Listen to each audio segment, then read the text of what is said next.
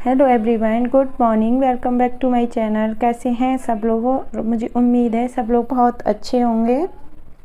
तो आज का व्लॉग स्टार्ट हो रहा है। सुबह के 6 बज चुके हैं और मैं बना रही थी चाय बन चुकी है। तो मैं चाय वगैरह दे दूंगी मम्मी को और मैं भी ले लूँगी, और चाय पीने के बाद मैं सीधा लग जाऊंगी अपनी घर की साफ़ सफाई। तो आज ब्रेकफास्ट वगैरह मैं घर की साफ़ सफाई करने के बाद ही बनाऊंगी। तो सबसे पहले मैंने अपना पूरा घर अच्छे से सेट कर दिया है। जो भी सामान फैला हुआ था इधर उधर वो सारा रख दिया है। उसके बाद पूरे घर में मैं लगाऊंगी झाड़ू। तो आज बैंक की भी छुट्टी थी और वो भी आराम से लेटा हुआ है। तो मैं झाड़ू लगा दूंगी पूरे घर में। और इतनी अच्छी धूप निकल रही थी 6:30 बजे, तो बहुत अच्छे से धूप निकल चुकी थी। और आजकल ना मौसम साफ़ हो गया तो बहुत जल्दी धूप निकल जाती है। और मैं झाड़ू वगैरह लगा दूंगी। और 6 के लगभग हमने चाय वगैरह पी थी और ऐसे ही बातें करते करते 6:30 के आसपास टाइम हो गया होगा। तो फिर मैं धो रही थी ये बर्तन भी। मैंने कि चलो लगे हाथ अपनी ये भी काम कर देती हूँ, क्योंकि ऐसा है ना, फिर छोड़ दो तो फिर बाद की बाद में ही रह जाती है।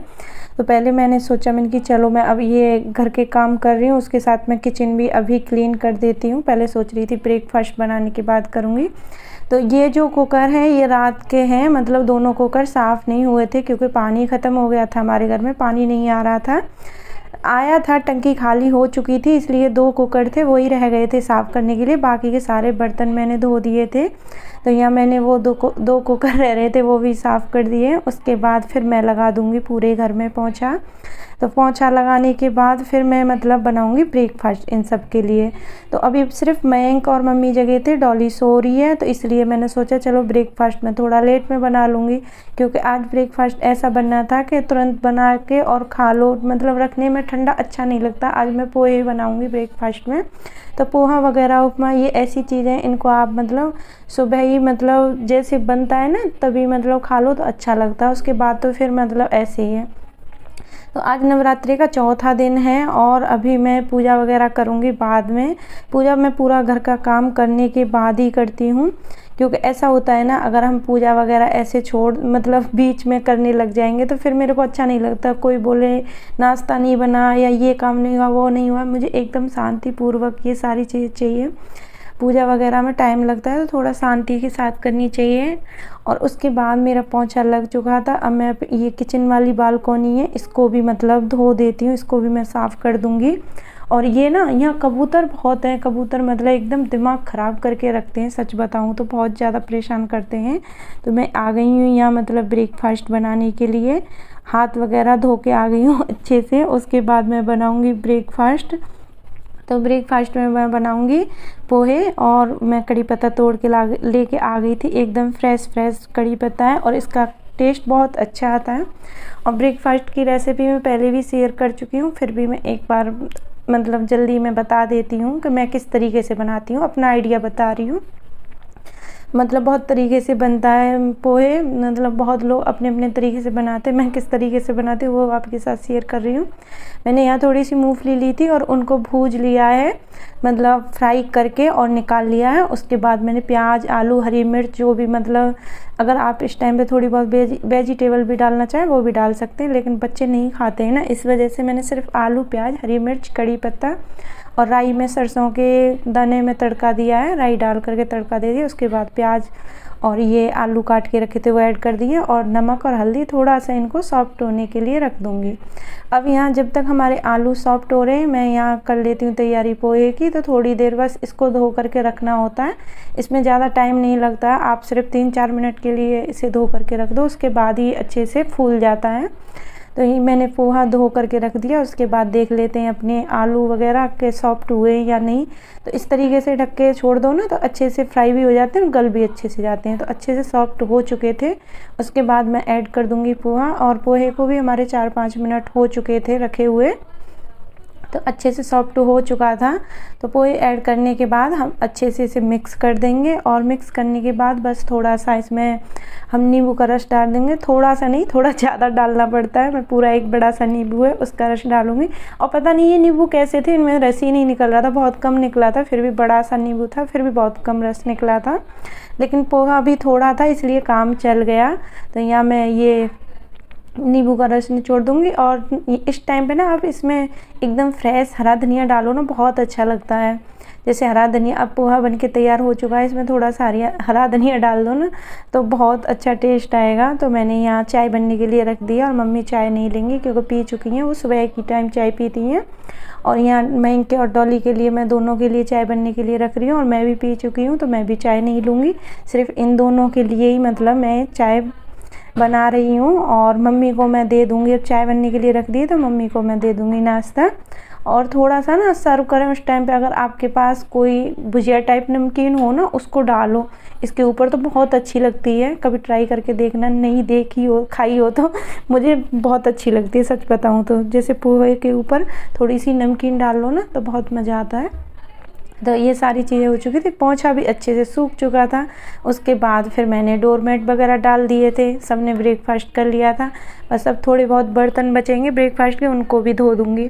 और आज मैंने अभी डस्टिंग नहीं की थी क्योंकि आज थोड़ा सा मतलब लग भी नहीं रहा था ज़्यादा गंदा।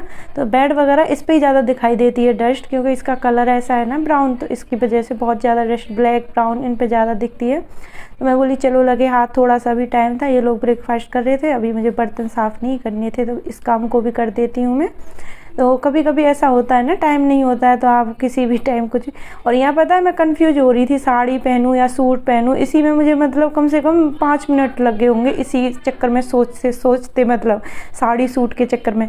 और फिर मैंने सोचा अगर मैं साड़ी पहनूँगी तो मेरा गला खाली, मेरा मंगलसूत्र टूट रखा है और बनने के लिए दे चुके हैं हस्बैंड, तो अभी लेकर नहीं आए हैं। तो मैंने सोचा गला खाली रहता है तो साड़ी अच्छी नहीं लगती है। फिर मैंने सोचा चलो सूट पहन लेती हूँ, रेड वाली कुर्ती पहन लेती हूँ, क्योंकि रेड कलर, यही सारे कलर पूजा पाठ में ज़्यादा चलते हैं, ग्रीन रेड और ये सारे कलर। तो मैंने यहाँ रेड कलर की कुर्ती पहन ली। फिर मैं नहा धो करके आ गई हूँ, और थोड़ा सा यहाँ अपना सिंदूर बिंदी कर लूँगी। ज़्यादा कुछ मेरा नहीं होता है, यही सादा सिंपल सा मतलब मेकअप सेकअप होता है, जो भी जितना भी सुबह के टाइम में मुझे टाइम मिलता है। तो फिर उसके बाद मैं बैठी हुई हूँ पूजा करने के लिए, तो अपनी पूजा कर लेते हैं। तो आज आपके साथ मैं यही शेयर करूँगी, मतलब बहुत लोग बोलते हैं इतना काम कैसे हो जाता है, और इतने मतलब इतना पूरा घर का सुबह सुबह का काम। तो देखो आप टाइम से सारी चीज़ें करेंगे तो सब कुछ मैनेज हो जाता है, कि मतलब थोड़ा कम समय में, मतलब ये नहीं है ज़्यादा टाइम लगे, हमें कम समय में ही हम घर किचन के कामों को आसानी से कर सकते हैं। जो भी हमारे घर के किचन के जो भी काम है वो आसानी से कर सकते हैं। और आपको मैं मंदिर दिखा रही थी, कितना अच्छा लग रहा था मंदिर हमारा, बहुत ही अच्छा लग रहा था। मतलब पूजा करने के बाद तो मुझे बहुत अच्छा लगता है। और उसके बाद फिर से मैं किचन में आ गई हूँ, और किचन में मैं बनाऊंगी ये थोड़ी सी वो बनाऊंगी नमकीन, व्रत वाली नमकीन। तो इसमें मैं ज़्यादा कुछ ऐड नहीं करूँगी, बस मतलब इसमें थे थोड़े से काजू और ये मूंगफली और मखानी, ये 3 चीज़ थी। आप चाहें तो इसमें किशमिश, नारियल, ये सारी चीज़ें और ऐड कर सकते हो, लेकिन मैंने यही सारी चीज़ें ऐड की थी। और मैंने घी डाल लिया, और घी को अच्छे से गर्म हो जाने के बाद पहले मैंने मूंगफली और इनको काजू को ऐड कर दिया।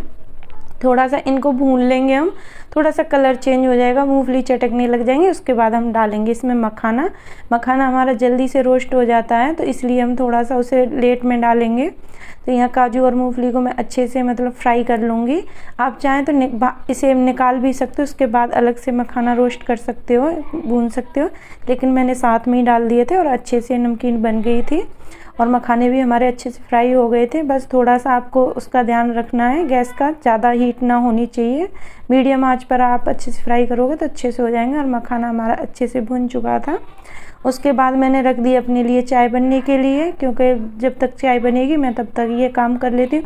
थोड़ी समझदारी से करते हैं तो सारे काम हमारे टाइम से मैनेज हो जाते हैं। ऐसा कुछ नहीं है कि मतलब ज़्यादा टाइम लगता है इन सारी, जैसे मेरी चाय बन रही थी अभी, तो मेरे पास टाइम था, तो इतने में मैंने जितने भी बर्तन थे सुबह में धोए थे वो सारे बर्तन मैंने स्टैंड में लगा दिए।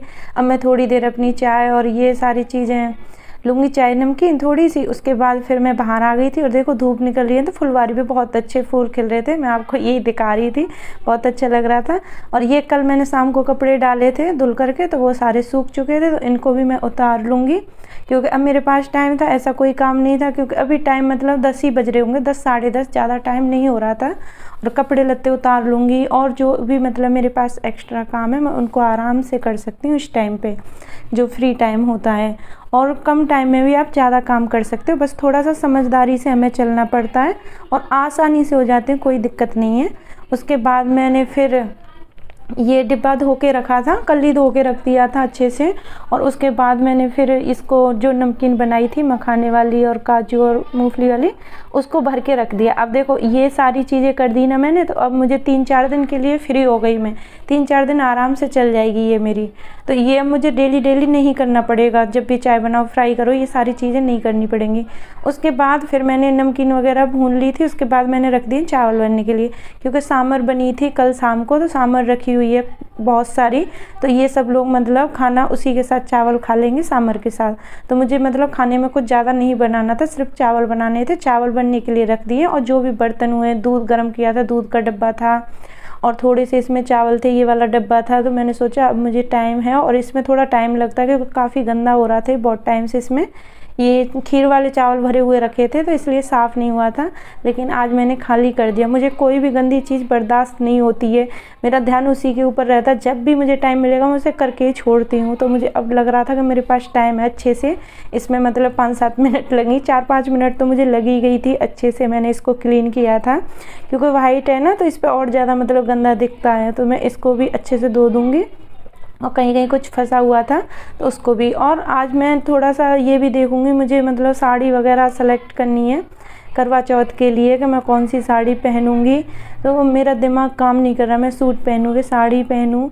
तो आप सबसे मैं थोड़ी सी रिक्वेस्ट करना चाहूँगी कि मुझे थोड़ा सा सेलेक्ट करके बताएं। ये मेरे पास 3-4 साड़ियाँ हैं और कोरी हैं एकदम, अभी तक मैंने यूज नहीं की हैं, बस मैं देख रही थी। ये मेरी एक रेड कलर की साड़ी है, एकदम रेड है। और उसके बाद ये पिंक कलर की साड़ी है। और साड़ी बहुत अच्छी है मेरी सारी, मतलब जो भी 2-3 साड़ी हैं ये बहुत अच्छी हैं, पर मुझे ये समझ नहीं आ रहा मैं कौन सी वाली करवा चौथ वाले दिन पहनूं। उसके बाद मेरे पास एक ग्रीन वाली भी है। और इसमें जो रेड कलर वाली साड़ी है ना, मैं ये दिखा रही थी, इसमें क्या है वो नहीं है, ब्लाउज का पता नहीं चल रहा था, इसलिए मैं इसको नाप के अपनी नॉर्मल साड़ी से नापूंगी, उसके बाद पता चलेगा ब्लाउज है कि नहीं। अलग से नहीं दे रखा उसमें ब्लाउज, उसी के साथ मिक्स है, जैसी साड़ी है वैसा ही इसमें ब्लाउज है। तो आप ज़रूर बताना आपको कौन सी वाली मेरी साड़ी अच्छी लग रही है जो मैं करवा चौथ पे पहनूं। तो यहाँ मम्मी भी आ गई थी, तो मम्मी को भी मैं दिखा रही थी, मम्मी को भी पूछ रही थी। फिर मैंने ये ग्रीन वाली भी निकाल ली थी, मम्मी बोली ये भी अच्छी लग रही है, इसको पहन लेना। तो ये भी काफ़ी अच्छी है और इसका ब्लाउज सिल रखा है और मैंने बस इसको पहना नहीं है अभी तक एक भी बार। तो आप सब बताना कौन सी वाली साड़ी ज़्यादा अच्छी लगी। आज के व्लॉग में बस मैं ज़्यादा कुछ नहीं शूट कर पाई, फिर भी काफ़ी लंबा हो गया। तो अगर यहाँ कुछ भी अच्छा लगा हो आपको तो वीडियो को लाइक तो ज़रूर कर देना। और जो भी मेरे चैनल पर फर्स्ट टाइम आए तो मेरी यूट्यूब फैमिली का हिस्सा ज़रूर बने, मेरे चैनल को सब्सक्राइब ज़रूर करें। और अगर आपको कुछ भी अच्छा लगता है मेरी वीडियो में तो प्लीज़ शेयर कर दिया करें और जल्दी से मेरी फैमिली को 1K करा दें, मेरी यूट्यूब फैमिली को फटाफट से 1K करा दो, मुझे मतलब बहुत इंतज़ार है। और इसी के साथ फिर आ गई हूँ मैं इस वीडियो के एंड पर और मिलूँगी आपको नेक्स्ट वीडियो में एक अच्छे से व्लॉग के साथ। जब तक के लिए बाय बाय।